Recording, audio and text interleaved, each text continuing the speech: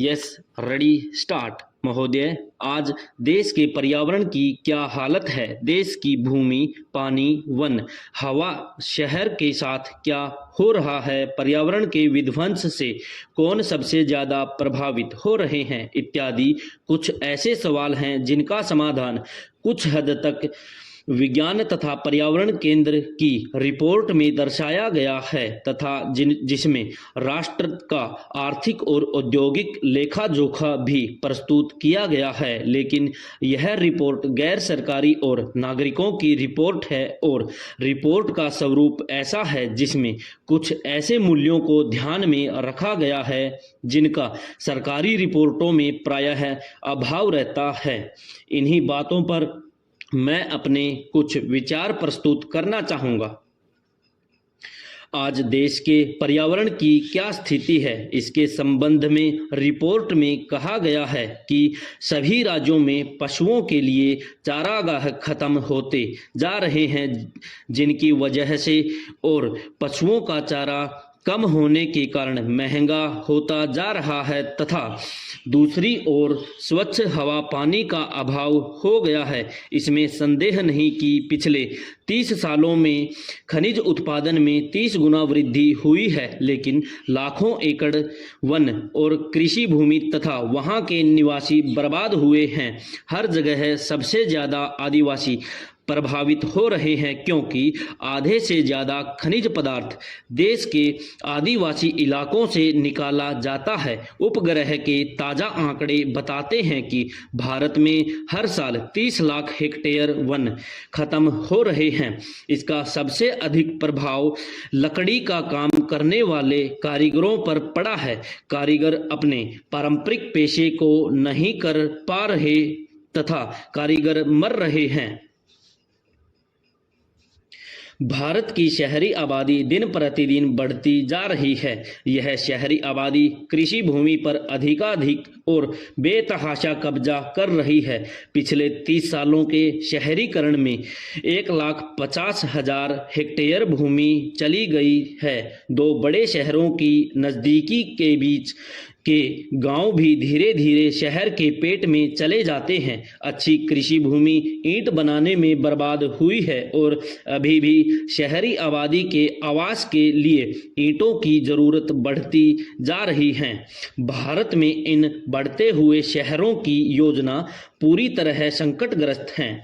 योजना आयोग का अनुमान है कि शहरी आबादी का 5वां हिस्सा स्लम में रहता है। इस शताब्दी के अंत तक बड़े बड़े शहरों की 75% आबादी स्लम में रह रही होगी। शहरों के इन स्लमों में अच्छे जीवन की सुविधाएं बहुत अल्प हैं तथा इनमें बीमारी ही बीमारी है। गांवों में से शहरों की ओर पलायन बराबर जारी है। इस पलायन को रोक नहीं सकते तो अब बड़े बड़े शहरों के अधिकारियों ने ऐसे कानून बनाए हैं कि सार्वजनिक स्थलों पर उनका रहना जुर्म है और ऐसे लोगों को बिना वारंट के गिरफ्तार किया जा सकता है जिसकी कोई जमानत नहीं है।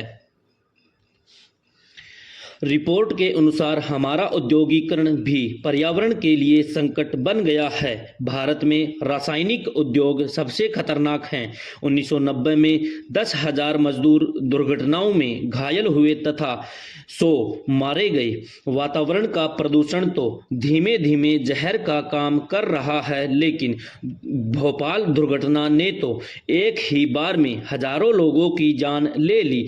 देश में ऐसा कोई कानून नहीं है जो उन रासायनिकों के आयात पर प्रतिबंध लगाए जिन पर खुद निर्यात करने वाले देशों में प्रतिबंध लगा हुआ है।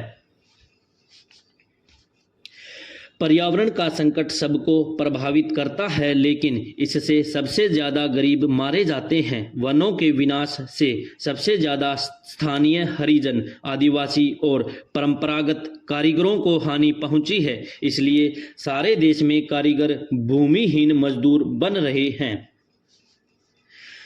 देश के पर्यावरण का संकट तब दूर हो सकता है जब हमारी आर्थिक गतिविधियों का लक्ष्य प्राकृतिक वातावरण का संतुलन और समानता हो। इसके लिए व्यक्तिगत हितों को महत्व न देकर संपूर्ण सामाजिक हित को देखना जरूरी होगा। उत्पादन के तकनीकी आधार में फेरबदल तो जरूरी है ही, लेकिन इसके साथ ही साथ यह देखना भी जरूरी होगा कि देश की संपत्ति का वितरण कुछ एक हाथों में सीमित न हो। इसके लिए अगर जरूरत पड़े तो संपत्ति के वितरण और इसके बारे में निर्णय करने वाली मशीनरी को भी बदला जाए। पिछले कुछ सालों में पर्यावरण की चिंता करने वालों ने पहचाना है कि गरीब देशों का औद्योगिक विकास और पिछड़ी अर्थव्यवस्था दोनों ही मानव जीवन का विनाश कर रहे हैं। आर्थिक विकास के लिए अविकसित देशों की सहायता शोषण का एक और औजार है।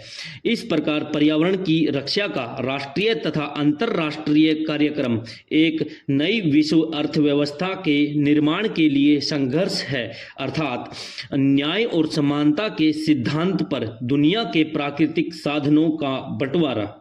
इस संदर्भ में भारत में बहुराष्ट्रीय निगमों की गतिविधियों तथा उनकी साजिशों और राजनीतिक उद्देश्यों पर भी विस्तार से चर्चा होनी चाहिए।